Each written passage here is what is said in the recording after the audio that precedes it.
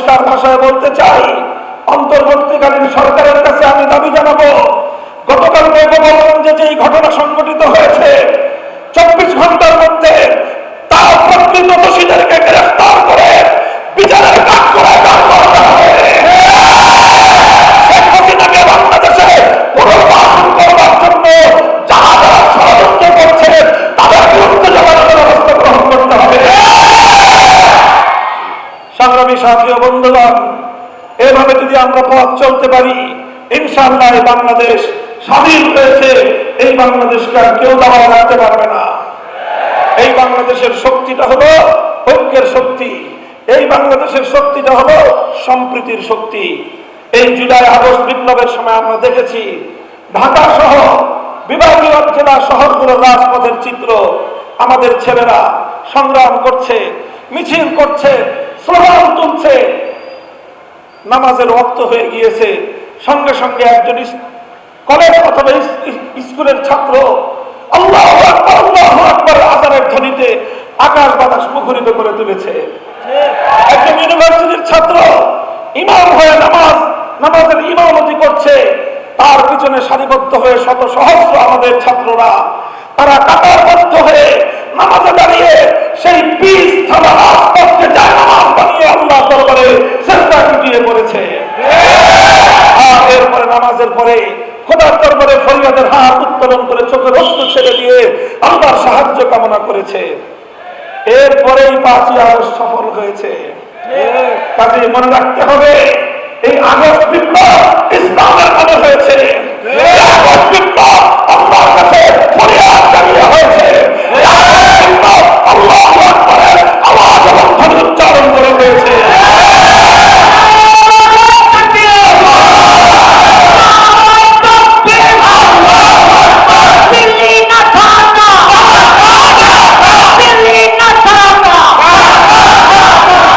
সংগ্রামী সাথী ও বন্ধুগণ, সুতরাং এই চেতনা, এই প্রেরণা, এই বৈশিষ্ট্যকে ধরে রাখতে হবে। আমরা সাম্প্রদায়িক সম্প্রীতির যে অনন্য নজির কায়েম করে চলেছি, এটাকে অব্যাহত রাখতে হবে। মনে রাখতে হবে, আগে বাংলাদেশের বৈশিষ্ট্য ছিল, একটা শক্তি ছিল শেখ হাসিনার পালিত শক্তি, হাতুড়ি লীগ, হেলমেট লীগ।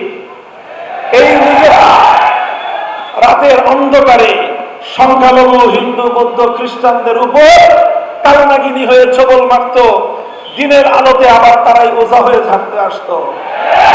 এই নাটক করেছে আওয়ামী লীগ। এই নাটকের কলা কুশীলরা এখন বাংলাদেশের দৃশ্যপটে নাই, এই জন্য এখন আর নাটকও নাই। এখন বাংলাদেশের সংখ্যালঘুরা ভালো আছেন, তাদের মন্দির গির্জা বেতরা আর হামলা হয় না। হিন্দু ধর্মাবলম্বীদের কোন ব্যবসা প্রতিষ্ঠান তাদের বাড়িঘরগুলোতে কেউ আক্রমণ চালায় না, কারণ আক্রমণকারী আওয়ামী লীগাররা এখন পালায় আছে। ওরা যদি আবার ঢুকতে পারে, শুরু করবে সংখ্যালঘুদেরকে দিয়ে, সংখ্যালঘুদের বাড়িঘর জ্বালাবে, তাদের হিন্দুদের মূর্তি, তাদের মন্দিরের মূর্তি ভাঙবে, এগুলো করে সাম্প্রদায়িক দাঙ্গা বাঁধাবার চেষ্টা করবে। সুতরাং হুঁশিয়ার, সতর্ক, সোচ্চার থাকতে হবে। আমি এই মুনাফিক শক্তিকে বাংলাদেশের রাজনীতিতে আর পুনর্বাসিত হতে দেওয়া যাবে না। আমরা সাম্প্রদায়িক সম্প্রীতির যেই নজির বাংলাদেশে চলছে, এটাকে অব্যাহত রাখতে হবে। মুসলিম জাতিসত্তা, এদেশের 90% মুসলমানদের চেতনা, তাদের ধর্মীয় সেন্টিমেন্টকে যদি আপনি শ্রদ্ধা না জানাতে পারেন, এদেশে কোনোদিনও সাম্প্রদায়িক সম্প্রীতির অবস্থা বহাল রাখা যাবে না। আল্লাহর নবীর বিরুদ্ধে কেউ আপত্তি করবে, হুঁশিয়ার, হুঁশিয়ার। আল্লাহর নবীর ইজ্জতের হেফাজতের জন্য আমরা শাপলা চত্বরে অকাতরে রক্ত দিয়েছি, আবারও আমরা যে কোনো সময় শাপলা চত্বরে যেতে প্রস্তুত। এই বিষয়ে আপোষ করার কোনো কিন্তু সুযোগ নাই। কাজেই সম্প্রীতির সকল জায়গাগুলোকে সম্মিলিতভাবে আমরা সংরক্ষণ করব ইনশাআল্লাহ। আগামীর বাংলাদেশ হবে ইনশাআল্লাহ সম্প্রীতির বাংলাদেশ, ইনসাফের বাংলাদেশ, বৈষম্যহীন এক বাংলাদেশ। আখেরি পয়গাম, পূর্ণাঙ্গ বৈষম্যহীন সমাজ গড়তে হলে, ইনসাফ ভিত্তিক একটি সমাজ গড়তে হলে মানব রচিত তন্ত্র মন্ত্র দিয়ে সেই পূর্ণাঙ্গ সফলতা কোনোদিনও পাওয়া সম্ভব হবে না। সেজন্য প্রয়োজন আল্লাহর জমিনে আল্লাহ